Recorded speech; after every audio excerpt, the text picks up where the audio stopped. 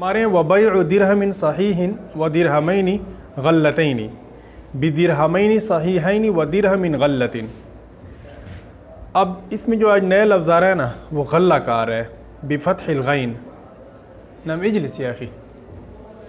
तो ये उस दिरहम को कहते हैं जिसको बैतुल माल रद्द कर देता था। हाँ, हुकूमत जिसको नहीं लेती थी। अच्छा, वो इस वजह से नहीं कि उसमें मिसाल के तौर पर कोई खोट होता था, बल्कि वो एक्सपायर हो जाते थे। एक्सपायरी नोट नहीं होता, हर कभी कभी ना पुराने वो 5 रुपये का नोट होता है ना, इस तरह 10 रुपये का पहले एक पुराना नोट बड़ा नोट होता था, उसकी एक डेट आती है ना, कहते हैं इस तारीख के बाद ये नहीं चलेगा है। तो ये वो वाले नोट गल्ला उसको कहते हैं। बात समझ में आ गई ना। और जिसमें खोट होती है उसको क्या कहते थे? ज़ईफ़, उसकी जमा ज़यूफ़, वो गुजरा। हाँ, यहाँ पर एक्सपायरी वाला, ठीक है ना, आप ऊपर लिख सकते हैं, एक्स पे लिख देना, EXP, आपको समझ में आ जाएगा। फरमा रहे हैं कि एक दिरहम सही है और 2 दिरहम एक्सपायरी वाले हैं, और उनको हम बेच रहे हैं 2 दिरहम जो सही है और 1 दिरहम एक्सपायरी वाला, यानी कि जिसकी मुद्दत गुजर चुकी। ये ज़ायदुल मियाद इसका माना कर सकते हैं, ठीक है ना, ज़ायदुल मियाद उर्दू में। तो ये जायज़ है, सहा, ठीक है। अब अलगल्ला की तारीफ़ करें, मा यरुद्दुहु बैतुल माल व याख़ुज़ुहु अत्तुज्जार। कहते हैं बैतुल माल उसको नहीं लेता था और ताजिर लोग उसको लेते थे। अब ये क्या बात हुई? ये पहले ज़माने की बात है। आजकल तो जिसको बैंक, स्टेट बैंक जिसकी मुद्दत ख़त्म कर दे उसको कोई भी नहीं लेता ना। लेकिन पहले ज़माने में जिस दिरहम को और दीनार को हुकूमत ख़त्म भी कर देती, मियाद ख़त्म कर देती, लेकिन लोग फिर भी लेते थे, क्योंकि उसको पिघला कर ना उसके मेटल को इस्तेमाल करते थे। जी समझ में। आजकल ये जो है ना, हमने ख़ुद कराची में देखा कि जब पढ़ते थे ना वहाँ दारुल में, कि वहाँ पर जो है ना ये जो सिक्के नहीं आए थे 1-1 रुपये वाले, अभी भी हैं ना 1 रुपये वाले तांबे के, तो 100 सिक्के ना 110 रुपये के बिक रहे थे। अब ये अजीब बात हुई ना, आप 100 को अगर किसी से कहें यार ये मुझसे आप ले लें 100, यानी कि क्या कहते हैं, रेज़गारी है ना, रेज़गारी कहते हैं ना, कि आप ये जो है ना सिक्के ले लें मुझसे 100 और एक नोट दे दें, वो आपको 100 का नोट देगा ना। तो दूसरी तरफ ये हो रहा था कि वो आप 100 सिक्के देना तो आपको 110 रुपये दे रहे थे। तो लोग इस तरफ आ रहे थे। एक तो इसमें सूद था, क्या ख्याल है ना, सूद, जी, एक तो सूद था ना, लेकिन अल्लाह माफ़ करो, उधर लोग सूद की परवाह नहीं करते जो ये काम कर रहे थे। अच्छा, जो लोग अब 110 रुपये दे रहे थे 100 के बदले में, उनको क्या फ़ायदा था? उनको यही फ़ायदा था, वो उनको पिघला कर ना वो तांबा फिर महंगा बिक रहा था। वो जो पिघला कर तांबा बेचते थे ना, वो 110 से भी महंगा बिकता था, फिर शायद 150 का बिकता हो, 200 का बिकता हो। मैंने तांबा समझ कर बेच रहे थे। बात समझ में आ गई? सही है ना। तो इस एतबार से वो वया खुदू तुजार, ताजिर लोग उसको ले लेते थे। तो ये मतलब नहीं है ताजिर लोग लेंगे तो हर वक्त वो सूद ही बनेगा, कभी सूद नहीं भी बनेगा, ठीक है ना। जैसे मैं आपसे 100 रुपये के मतलब के दिरहम है या सिक्के हैं 100 के बदले में ले लूँ, हैं आपके पास टूटे हुए हैं और मैं आपको नोट दे दूं, अब ये जायज़ है ना, 100 के बदले में 100। अब मेरी मर्ज़ी है, मैं उनको पिघला दूं, ठीक है ना, मैं उनको पिघला दूं, वो मेटल बन जाएगा, मैं फिर उसकी कोई चीज़ बना लूं। तो ये इस तरह लोग करते थे जी। हाँ हाँ, अगर उसकी समन ख़त्म हो जाए, हाँ हाँ बिल्कुल बिल्कुल, हाँ अगर एक्सपायर हो गई, उसकी समन होना ख़त्म कर दिया, फिर तो वो सिर्फ मेटल बन गई। वो तो फिर ये बन गया ना कि उसका रेट कभी बढ़ रहा है कभी कम हो रहा है, आपकी रजामंदी पर मौकूफ़ है। जैसे चांदी है, सोना है, उसका रेट आप बढ़ा भी सकते हैं, कम भी कर सकते हैं, वो जिस पर राज़ी हो जाए, ठीक है ना। अच्छा सवाल है। वही मौजूद हादा इजलिस याखी लितहक़्क़ुक़ तसावी फ़िल वज़न। कहते हैं वज़न में तो बराबरी है ना। देखिए, एक तरफ सही दिरहम है और 2 दिरहम खोटे, ठीक है ना, और दूसरी तरफ 2 दिरहम सही है और 1 दिरहम खोटा। खोटा पैमाना जो नहीं चल रहा, ये खोट वाला नहीं बना, एक्सपायरी, ठीक है ना। तो कहते हैं वज़न बराबर है। कहते हैं इस बात से कतन नज़र कि किसकी मुद्दत गुजर चुकी है, अगर आप उनको रखें तो वज़न दोनों साइडों पर बराबर है, दोनों साइडों पर बराबर, कि इधर भी 2 दिरहम है, इधर भी 2 दिरहम है, इधर भी एक क्या कहते हैं, हाँ हाँ बिल्कुल एक्सपायरी वाला, ठीक है ना। तो वसक़ूत एतबारिल जौदा, और फरमा रहे हैं कि यहाँ पर वज़न में बराबरी है और जो जौदा का एतबार है ना वो ख़त्म हो गया। जौदा का एतबार बिक़ौलिही जयद व रदीउहा सवाउन, जौदा का एतबार इसलिए ख़त्म हो गया ना क्योंकि हुकूमत ने उसको जौदा के एतबार का ये मतलब है कि इसमें जय्यद और जो रद्दी हैं, मसलन एक तरफ जो दिरहम थे, एक दिरहम सही था और दो दिरहम क्या थे, यानी एक जय्यद था, एक दिरहम सही बमाना जय्यद, उसमें जौदा है, और दूसरे में जौदा नहीं है बल्कि वो उसकी डेट गुजर चुकी है। कहते हैं इसमें इस चीज़ को नहीं देखा जाता है। अगर इस चीज़ को देखकर कोई वज़न बढ़ाए और दूसरी तरफ से, तो वो सूद बन जाता है। इसलिए यहाँ पर इस चीज़ को नहीं देखेंगे, क्योंकि हदीस शरीफ में आ गया कि जय्यदुहा व रदीउहा सवाउन, कि अच्छा दिरहम सोने चांदी में से, और इसी तरह ये जो हम जिन्स चीज़ों को जब आप बेचेंगे तो अच्छा और जो अच्छा नहीं है, जिस भी क्वालिटी का है, वो बराबर है। तो एक तरफ जो है ना वो आप क्या नाम है ज़ायदुल मियाद दिरहम दे रहे हैं, और दूसरी तरफ क्या है दो सही दिरहम दे रहे हैं। देखें ना, दिरहमैन गलत है नहीं, दिरहमैन सही है नहीं, ऐसे है ना। अब देखें जय्यद कौन से वाला है, जौदा किस में है बताएं ना, जो सही है, शाबाश, जो सही है जो चल रही हैं अभी वो जौदा वाले हैं, और जो ज़ायदुल मियाद हो चुके वो जौदा वाले नहीं है। लेकिन कह रहे हैं इसका एतबार शरीयत ने साकित कर, बस वज़न में ज़रूरी बराबर होना ज़रूरी है। अगर इसका एतबार करेंगे तो सूद बन जाएगा। मतलब हो सकता है ये अच्छे वाला जो है जिसके चल रहे हैं अभी, ये बोले आपके तो बंद हो चुके हैं नोट, आप मुझे 2 के बजाय 4 दिरहम दो, तो ये सूद बन जाएगा। आप सल्लल्लाहु अलैहि वसल्लम ने सुकूत एतबार जौदा फरमा दिया, यानी अच्छा एक तरफ से हो या रद्दी हो, वो दोनों बराबर हैं, बस वज़न बराबर रखना ज़रूरी है। तो सुकूत एतबार जौदा किस बात की तरफ इशारा किया, हदीस शरीफ की तरफ, कि जय्यदुहा व रदीउहा सवाउन। आप हाशिए में इसके साइड पर लिख सकते हैं जी।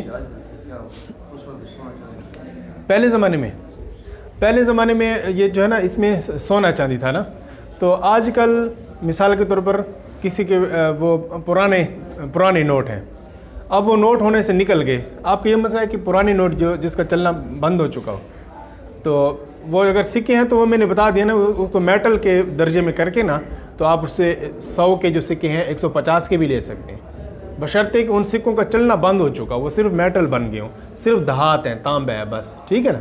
इसी तरह दूसरी तरफ आ जाएं, ये जो नोट हैं पुराने नोट, अभी मुझे किसी ने मसला पूछा था कुछ दिन पहले ना, कि पुराने नोट होते हैं ना, आप वो देते हैं तो दूसरे जो है ना उससे आपको उसके बदले में नए नोट देते हैं जो चल रहे होते हैं। पुराने बमाने इसके कि वो नहीं चल रहे होते, अगर पुराने नहीं चल रहे तो आप उसको ज़्यादा कर सकते हैं। यानी एक 5 वाला जो पुराना नोट होता है, याद है ना किसी को, 50 वाला भी बड़ा नोट, 10 वाला जी, अगर वो किसी के पास है 200 है ना, वो पुराने ले आता है, मैं उसको देता हूँ अब बदले में 300, तो ये जायज़ है, क्योंकि इसमें जिन्स बदल गई है ना। ये ऐसे हो रहा है जैसे आप मुझे गंदम दे रहे हो और मैं आपको 300 दूँ, 200 दूँ, 500 दूँ, बराबर है ना, गंदम की जितनी कीमत पर मरा दे रहे हैं। हाँ, अगर आप ऐसे पुराने नोट ले आए कि जो क्या कहते हैं ज़ाइफ़ हो चुके हैं, कहते हैं ना ओल्ड, ठीक है ना, पुराने हो गए, फटने के करीब हैं, लेकिन चलते हैं, तो आप वो पुराने वाले ले आते हैं, आप मुझे कम देते हैं, मैं आपको ज़्यादा देता हूँ, ये सूद बनेगा, क्योंकि समनियत में तो बराबर है। हाँ, उसके अंदर, क्योंकि वो करेंसी होने से निकल गया, वो ऐसे बन गया जैसे गंदम बन गया या कोई और सामान, कागज़। अब कागज़ भी तो बिकते हैं ना, वो ये तो नहीं कहते कि आप मुझे बराबर दें, ठीक है ना, उसमें बराबरी तो है ही नहीं, बल्कि वो रेट के हिसाब से उसकी कीमत कम ज़्यादा होगी। आगे चलें। और बेचना मन अलैहि उस शख्स को कि जिसके ऊपर 10 दिरहम है, मिम्मन हिया लहू, बेचना उस शख्स का जिसके ऊपर 10 दिरहम थे, उस शख्स को कि वो 10 दिरहम उसके हैं। तर्जमा भी अजीब लगेगा आपको, लेकिन आगे सूरत मसला आ रही है शरहुल विकाया में, ठीक है ना। तर्जमा मेरे साथ दोबारा आप दोहरा लें कि उस शख्स का बेचना कि जिसके ऊपर 10 दिरहम थे, ये बैठा है नोमान, ठीक है ना, अबू बकर नोमान है, इसके ऊपर हैं 10 दिरहम। अब मन अलैहि अशर दिरहम, ये है मन अलैहि, और ये मिन बेच रहा है इसको, उस शख्स को यानी नोमान को, कि हिया कि वो 10 दिरहम, हिया के नीचे आप 2 लिख लें, अशर के नीचे भी 2 लिख लें, यानी ज़माइर का मर्ज मुतय्यन करते जाएं। हिया कि वो 10 दिरहम लहू उसके हैं, लहू के ज़मीर मिम मन वाले मन की तरफ जा रही है, ये इन्होंने नहीं लिखा, बुशरा वाले छोड़ देते हैं, ठीक है ना। मिम मन ही वाल में जो मन है ना, लहू की ज़मीर इस मन की तरफ जा रही है, ठीक है। तो दीनारन, अच्छा बेचता क्या है, दीनार बेचता है बिहा मुतलकतन, उनके बदले में मुतलकन, यानी इस शख्स के ऊपर ना 10 दिरहम थे इसके, ठीक है ना, اب یہ کیا کرتا ہے، ایک دینار بیچتا ہے اس کو، یہ ابو بکر نعمان کو ایک دینار بیچتا ہے اور مطلقاً بیچتا ہے، یعنی ویسے ایک نئی بیع کرتا ہے. ایک تو اس نے قرضہ دینا ہے اس کا، ٹھیک ہے نا، درہم کی جگہ آپ یہاں پر یہ بھی کر سکتے ہیں 10 روپے بھی کر سکتے ہیں، یہ روپے میں بھی مسئلہ چلے گا، یہ جدید مسئلہ ہے. اب یہ جو ہے نا بیع من علیہ 10 دراہم، اس کے اوپر 10 روپے ہیں اور یہ بیچتا ہے اس کو کہ جس کے ہیں 10 روپے. یہ بات کو مشکل، یہ سمجھنے میں آسان ہے. کیسے؟ اس شخص نے نا 10 روپے دینے ہیں اس کے، ٹھیک ہے نا، اب یہ ایک اور چیز بیچ رہا ہے اس کو. کتنی آسان بات ہے نا. یعنی یہ مقروض ہے کس کا؟ ابو بکر نعمان کا، اور پھر مقروض ہونے کے ساتھ ساتھ ایک اور چیز اس کو بیچنے جا رہا ہے. یہ بات سمجھ میں آئی نا؟ دینار بیچ رہا ہے. کیا بیچ رہا ہے؟ آپ سمجھ لیں کہ وہ اس کو کوئی اور چیز یعنی سونا بیچ رہا ہے، ٹھیک ہے نا. مطلقاً کا مطلب یہ ہے کہ یہ نہیں بول رہا کہ یار آپ یہ ہیں، شاباش بہت اچھے، یعنی یہ نہیں بول رہا کہ یار آپ یہ دینار رکھ لو، یہ تھوڑا سا سونا رکھ لو، اور وہ جو میں نے آپ کو قرض دینا اس کے بدلے میں، یہ نہیں بول رہا. یہ بھی تو بول سکتا ہے نا.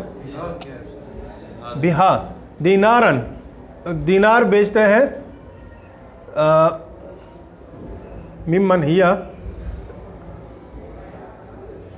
اس کو آگے دیکھتے ہیں، ٹھیک ہے نا. آگے جو ہے نا شرح الوقایہ میں آپ اس کی صورت ساتھ ساتھ دیکھیں. ساتھ ساتھ میں نے کتاب کا حل کا ایک طریقے بھی بتایا تھا نا کہ وقایہ میں کبھی غائب درجے کا اجمال ہوتا ہے، تو اس کی تفصیل ساتھ ساتھ دیکھیں. یہ دیتے بھی ہیں، علامہ مسعود الشریف لکھتے ہیں، دیکھیں آگے دیکھیں. ایلی زیدن کہ زید کے لیے ہے، یعنی یہ زید ہے، ٹھیک ہے نا، زید کے لیے ہے اس امر پر کتنے؟ 10 روپے، ٹھیک ہے نا. تو فبا امر دینارن، تو یہ والا جو امر ہے نا یہ ایک دینار بیچ دیتا ہے کس کو؟ زید کو بیچ دیتا ہے 10 کے بدلے میں. یہ بہا ضمیر 10 کی طرف جا رہی ہے، ہا ضمیر کا مرجع متعین کر لیں.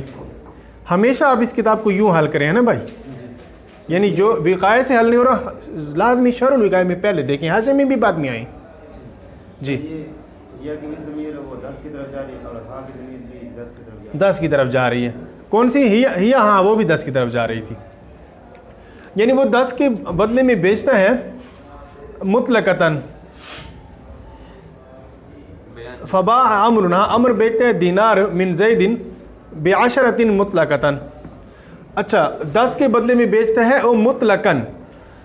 اس ضمیر میں تھوڑا سا ایک اشکال ہوتا ہے، پتہ ہے کیا؟ ایک تھوڑا سا اشکال ہے،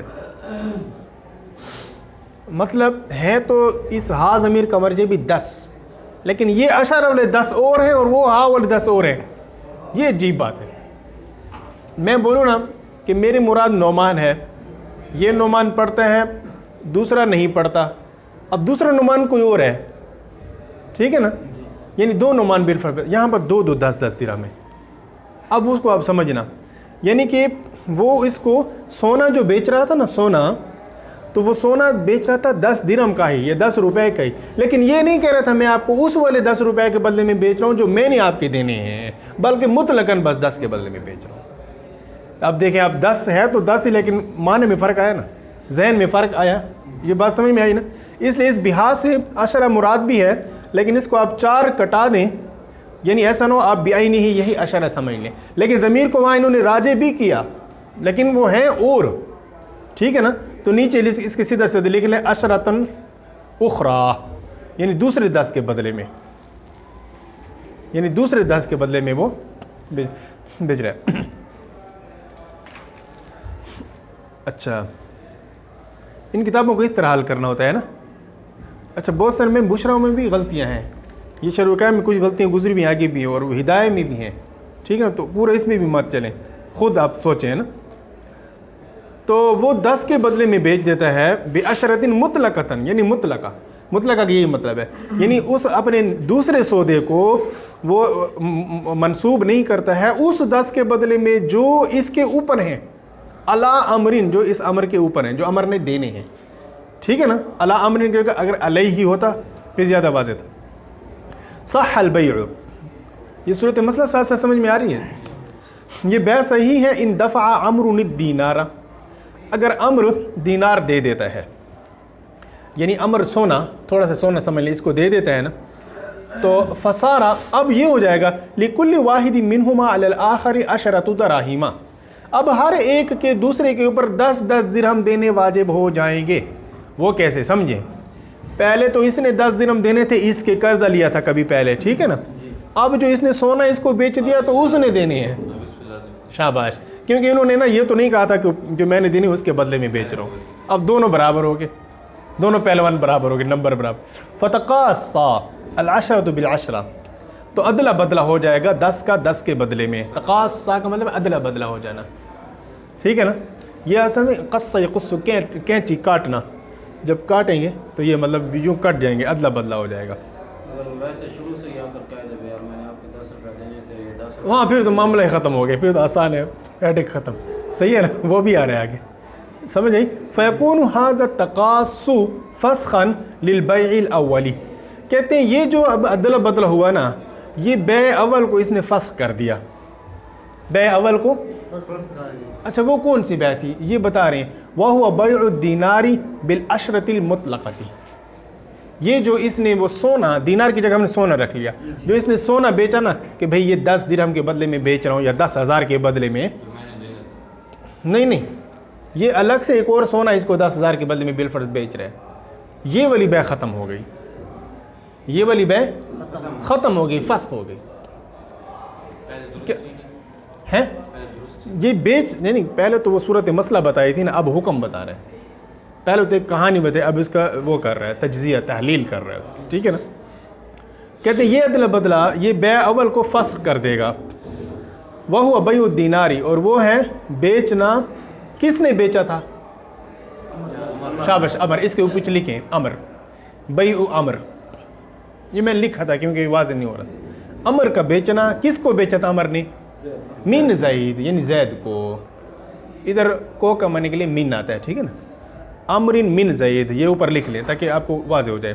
یہ اس امر نے جو اس کو دینار وہ سونا بیچا تھا مطلق 10 کے بدلے میں، یہ اس بیع کی طرف اشارہ کیا، یہ آپ اس سے تیری بھی بنا سکتے ہیں اس بیع کی طرف جو بھی ہم نے پڑھی، اور یہ بیع بن گئی ہے، اور یہ ایک اور بیع بن گئی ہے، یعنی یہ عدل بدلے نے اس بیع کو تو ختم کر دیا، اور اس عدل بدلے نے ایک اور بیع کو وجود دیا ہے، ایک اور بیع کو، اب وہ کون سی بیع وجود میں آئی وہ بتا رہے ہیں، للدینار بالعشرہ، کہ یہ دینار کی بیع بن گئی ہے اس 10 کے بدلے میں جو امر پر لازم تھے، یعنی جو اس نے قرضہ دینا تھا اس نعمان کا، یہ اس کے بدلے میں ہو گئی ہے، یہ کس کے بدلے میں ہو گئی جی؟ ہاں قرضے کے بدلے میں، یہ نہیں، قرضے کے بدلے میں بھی نہیں، یہ بلکہ بیع ہو گئی ہے، گویا کہ یہ یوں ہو گیا کہ یہ امر اس کو کہتا ہے یار یہ سونا آپ لے لو، اور اس کی قیمت وہی بن گئی جو میں نے آپ کو دینے ہیں، مجھ سے پھر قیمت وہ نہیں مانگنا، مجھ سے قرضہ نہیں مانگنا، وہ قیمت میں برابر سرابر ہو گیا، یہ ایک اور طرح کی بیع بن گئی، یہ وہی بات ہوگی جو آپ کہہ رہے تھے کہ اگر وہ اس کو بیچتا اور بولتا یار وہ جو میں نے آپ کو دینے اس کے بدلے میں ہو گئی، وہ قیمت جو ہے نا اس کی بن گئی، کہتے ہیں یہ ایک اور بیع بن گئی، کیا بن گئی جی؟ یعنی تعبیر میں اختلاف وہ فرق ہے، میں نے یوں بھی کہہ سکتا تھا نہیں یار میں نے آپ کو 10,000 دینا ہے، اس کی جگہ آپ سونا لے لیں، ٹھیک ہے نا، لیکن یہ بیع بن گئی ہے، مطلب یہ اس طرح ہوگا کہ اس نے قرض 10 روپے لیے نہیں تھے بلکہ 10 روپے کو اس کو پر سونا بیچ دیا اس نے، قرض لیے تو پہلے تھے نا، پہلے لیے تھے مطلب ابھی ہاں ابھی یہ ایسے ہو گیا نا کہ سونا بیچ دیا، اور وہ جو اس نے 10,000 اس کے دینے ہیں نا، بس اب یہ نہیں دے گا، یہ قیمت بن گئی۔ اب اس میں سے اور مسائل نکلیں گے نا، کیونکہ ہو سکتا ہے اس شخص نے قسم کھائی ہو کہ میں سونا نہیں بیچوں گا، یعنی پہلے سونا بیچتا تھا، باپ نے صحیح کر کے مارا کہ سونا کیوں بیچ، پھر قسم کری سونا نہیں بیچوں گا، اب یہ بیع ہوگی نا تو حالت ہو جائے گا، یہ مسائل میں جو گہرائی ہوتی ہے نا وہ آگے اور سے احکام متعلق ہو رہی ہے، ٹھیک ہے نا۔ اچھا کہتے ہیں کیوں کہ اگر ہم اس پر اس کو محمول نہ کریں تو اس میں استبدال لازم آتا ہے بدل صرف کا، یعنی کس پر اس کو معمول نہ کریں، یعنی اس کی یہ والی اگر ہم تعویل نہ کریں نا کہ پہلی والی بیع کو فسخ کر دیا جو مطلقہ کے بدلے میں تھی، اور قرضے میں جو اس نے دینے تھے وہ اس کی قیمت بن گئی، اگر ہم یہ نہ کہیں تو بدل صرف کے اندر استبدال لازم آتا ہے۔ استبدال کیسے؟ استبدال یوں لازم آتا ہے، اس کو تھوڑا سمجھیں، دیکھیں امر نے کتنا دینا تھا؟ 10,000 ہے نا، اب وہ کیا دے رہے ہیں؟ سونا دے رہا ہے، ٹھیک ہے نا، سونا چلا گیا زید کے پاس، صحیح ہے نا، اب یہ کیا بن گئی؟ یہ سونے کی قیمت بن گئی، یہ قیمت بن گئی نا، बस ये बराबर सराबर हो गया। कहते हैं जब अमर ने इसको सोना बेचा था, अमर ने इसको सोना बेचा था मुतलक 10 दिरहम के बदले में, तो उस वक़्त अमर का हक किस में था, ऐन में था या दैन में था? मैं बताता हूँ। उस वक़्त अमर का हक ऐन में था। किस में था? ऐन का मतलब ये था कि अमर उसको बोल रहा था यार ये जो आप सोना ले रहे हो ना, अभी इसके मुझे 10,000 दो।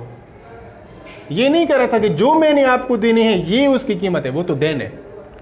तो देन को ऐन से बदलना ये इस्तेबदाल होता है। पहले भी मसला गुजरा था इस तरह का, ठीक है ना। अब देखिए अमर जो मुतलक का तन इसको बेच रहा था ना, यानी ये नहीं बोल रहा था कि मेरे कर्जे के बदले में, ये तो हमने बाद में किया ना।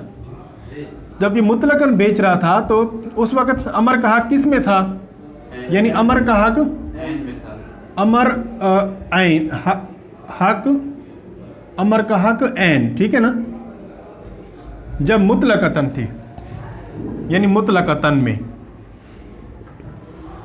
फिर अगर हम ये कहें कि उसी बै को हम ये कर दें कि भाई चलो आपने मेरे ऊपर बेच दिया है 100 रुपये वो सोना 10,000 के बदले में, तो आप ऐसा करें कि वो जो मैंने आपको 10,000 देना है ना वो इसमें बराबर कर लें।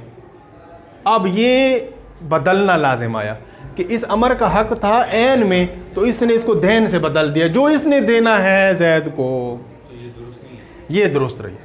बे सर्फ में मतलब इतनी एहतियात की जाती है ना कि वो ऐन को भी ऐन ही रखा जाता है, देन जो उसको भी देन ही रखा, कि ये बदलेगा ना तो ये भी नाजायज़ कर देंगे। ये पहले भी मसला गुजरा था, याद है ना कुछ। अब हम जो है ना ये नहीं कह सकते, यानी ये जैद ये नहीं कह सकता कि भाई मेरे पास वो कैश नहीं है 10,000 की मैं आपको दूं, बस जो आपने मेरा देना है ना ए अमर आप उसके बराबर में कर लो, क्योंकि इस वक्त इसका हक ऐन के बजाय दैन में चला जाएगा। ये दैन था, ये 10,000 क्या था, ये दैन था, ठीक है। तो इसलिए हमने कहा कि एक और बै कर लेते हैं। हमने कहा कि इस वाली बै को हम क्या कर देंगे, फसख कर देंगे, क्रॉस लगा दिया। अब हम एक और बै करेंगे, क्या करेंगे जी, एक और बै, यानी ये इसको कर लेंगे बै अव्वल, बै अव्वल। अब हम एक और बै करने जा रहे हैं, बै नंबर 2, ठीक है। अब इसको इधर लाएंगे। बै नंबर 2 क्या है, ये जो है ना अमर सोना देने जा रहा है, किसको, जैद को दे रहा है, ठीक है ना। बाकी मसला उसी तरह है, अमर ने 10,000 देना है इसको, ये बात मौजूद है। अब ये सोना दे रहा है इसको, तो अब हम कहेंगे कि भाई ये एक और बै बन गई है, अगरचे इसने कहा नहीं है मुतलकन बेचा है, तो हम ये कर लेंगे कि ये जो सोना बेचा है ना इसने इस वाले 10,000 के बदले में बेचा है, और ये सिरे से ही पहले बुनियाद से ही ये जो बै है देन के बदले में हुई। जब शुरू से ही देन के बदले में हुई तो उसमें बदलना लाजिम ना आया। जब शुरू में मुतलकतन करके ऐन के बदले में उसने बेची थी, तो उसके बाद जो हम इसके कर्जे में बराबर करते थे तो ऐन को देन से बदलना लाजिम आ रहा था, जो बै सर्फ में जायज़ नहीं। अब हम ये कर लेंगे कि शुरू से ही बै को देन के बदले में कर देंगे कि भाई ये जो आप सोना दे रहे हो ना ये उस वाले 10,000 के बदले में है जी, जो आपने मेरे देने हैं। हाँ, मतलब हम देखिए बेशक उसने नहीं बोला, लेकिन हम उसको महमूल कर लेंगे। यानी मुफ्ती का काम क्या होता है, उसको ठीक करना, कोई सही तरीका उसमें से ईजाद करना। इसी बुनियाद पर इस्लामी बैंकारी कायम है। इसमें बहुत से लोग जो इतराज़ करते हैं ना, लेकिन हमारे उस्ताद मोहतरम मुफ्ती तकी उस्मानी से मुद्दिल फरमाते हैं कि अगर हम सिर्फ ये कह दें कि बैंक का मामला तमाम नाजायज़ हैं, सूद है, अब हम इलाज क्या देंगे, तो मुफ्ती का काम ये नहीं है कि एक चीज़ को नाजायज़ कह के आराम से बैठ जाना, बल्कि शरीयत की रोशनी में उसका जो है ना नया उसको मुतबादिल भी दे जो जायज़ हो। बात समझ में आई ना। तो इस तरह ये बै ठीक हो जाएगी। अब सोना दिया, अब जैद क्या देगा, ये देखें, ये इधर आ जाएगा। ये जो 10,000 जैद का देना था अमर ने, ये इधर आ गया, ठीक है ना। इधर जब आ गया तो अब ये इसकी कीमत बन गई 10,000 कर्ज वाले। अब ये देन था कि नहीं था, उधर भी मैंने लिखा था देन, ये देन जब इधर आ गया तो सोनू के देन के बदले में बेचा, बस बात ख़त्म हो गई, ठीक है ना। अब इसको देख लें, अगर हम यूँ ना करें तो इसमें इस्तिबदाल लाजिम आ रहा था, वो पहली बै में जो मैंने बनाया वला यजूज़ हाज़ा, और ये इस्तिबदाल उस वक्त जायज़ नहीं है इदा बा दीनारा, जब उसने दीनार को बेचा हो 10 मुतलका के बदले में। कहते हैं मुतलकन अगर 10 के बदले में बेचा हो तो کہتے ہیں کہ اس وقت یہ جائز نہیں ہے استبدال، تو اس کو ہم نے جائز بنانے کے لیے پھر کیا کیا، یہ والی دوسری بیع پر اس کو محمول کیا۔ اما اذا باعه بالاشراط، اگر وہ آسان سا کرتا ہے کہ بھائی شروع سے ہی اس کو بیچتا ہے کہ میں آپ کو بیچ رہا ہوں اس 10 کے بدلے میں جو میں نے آپ کو دینے ہیں، لہو جو کہ زید کے ہیں، علی امر امر پر، صحہ پھر ٹھیک ہے، ٹھیک ہے نا۔ باع کا فاعل کون ہے جی، کون بتائے گا؟ شاباش، امر، اس کے اوپر لکھنا، ٹھیک ہے نا، امر ہے، کیونکہ آگے پھر اس میں ظاہر لا رہے ہیں تو آپ کو یہ نہ ہے کہ مطلب اما اذا باعه بالعشرۃ التي له علیہ ہونا یوں چاہیے، لیکن عبارت میں آج اس میں ضمیر کی جگہ بہت زیادہ خلاف عربیت، عربی اور فصاحت بلاغت کے خلاف انہوں نے وہ استعمال کیے ہیں اس میں ظاہر سمجھانے کے لیے، آپ کو سمجھانے کے، فصاحت بلاغت کو بھی نہیں چھوڑ دیا بلکہ آپ کو سمجھانے کو مقدم رکھ لیا، تو اللہ ان کو جزائے خیر دے، آمین ہے۔ صحا، تو یہ صحیح ہے۔ ویقع المقاصہ بنفس العقد، اور کہتے ہیں یہاں پر جو ہے نا نفس عقد کے ساتھ ہی مقاصہ ہو جائے گا، ادلا بدلا ہو جائے گا، وہ بیچ والی تعویل نہیں کرنی پڑے گی جو ہم نے پہلی صورت میں کی۔ یہ سمجھ میں آیا؟ کمرن میں آیا کو نہیں آیا سمجھ؟ ظہر کے بعد آپ مجھے سنا دینا ہے نا، تکرار میرے سامنے کر لینا ہے، ٹھیک ہے؟ استبدال والی جو صورت ہے وہ جائز نہیں ہے، مطلب ہم خود، ہاں استبدال، مطلب اس نے جو پہلے بیچا نا، امر نے اس کو مطلقاً بیچا، اب امر کہا کس میں تھا؟ عین میں، اب وہ بعد میں کہتا ہے یار وہ جو ہے نا اس کے بدلے میں کر لو جو آپ نے میرے دینے، تو گویا کہ اس کا حق بدل دیا، عین سے دین میں بدل دیا، اب یہ ناجائز ہے۔ اب ہم ناجائز اسی کو ہم جائز بھی کریں گے، یہ نہیں کہ کوئی اور سودا کروائیں گے، مفتی محمول کرے گا اس پر، بولے گا یار یہ جو ہے نا جو آپ نے سونا اس کو بیچا ہے، آپ اس کو ایک نئی بیع مان لو اور پہلے والی کو فسخ کر دو، اس لیے بولا فیکون فسخا للبیع الاولی، اور یہ بیع جدید ایک اور بیع بن جائے گی جو میں نے 2 کے ساتھ لکھی، کہ وہ یوں کریں گے بھائی یہ جو آپ سونا دے رہے ہو نا یہ اس 10,000 کے بدلے میں ہو گیا جو آپ نے میرا دینا ہے، یہ زید اس کو بول رہے ہیں۔ اب یہ تو امر کا حق شروع